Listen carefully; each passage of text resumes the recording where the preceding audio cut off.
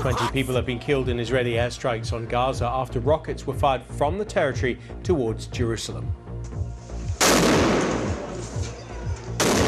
This follows clashes at one of the most sensitive sites in Jerusalem. Israeli security forces fired stun grenades and rubber bullets during clashes with Palestinians in which hundreds were injured. US regulators have authorized the Pfizer vaccine for use in children as young as 12. The US TV network NBC says it will not broadcast the Golden Globe Awards next year because of worries over ethics and diversity.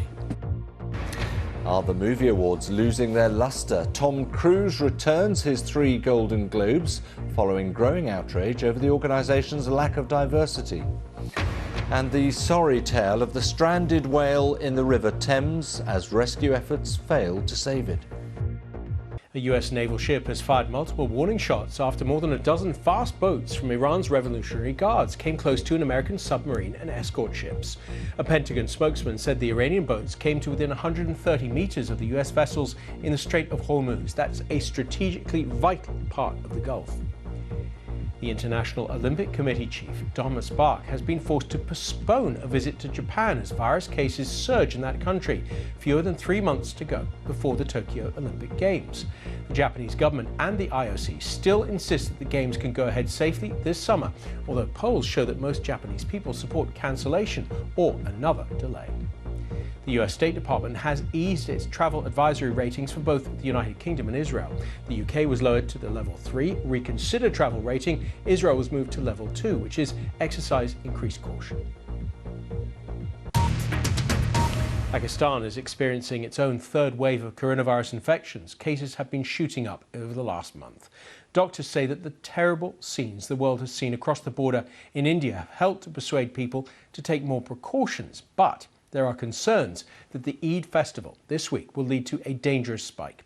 So a partial lockdown is now in place. We'll start in the US, where a cyber-criminal gang that took a major fuel pipeline offline over the weekend has now acknowledged the incident in a public statement. Darkside wrote on its website that its goal was to make money, not to create problems for society.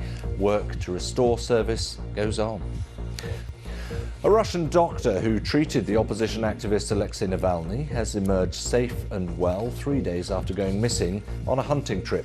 Police had spent much of the weekend looking for Dr. Alexander Murakhovsky in swampy Siberian forests. The US state of Georgia has abolished legislation passed during the Civil War that allowed residents to make citizens' arrests. The move comes just over a year after a black man who was out jogging was shot and killed by a white man who said he suspected him of being a burglar.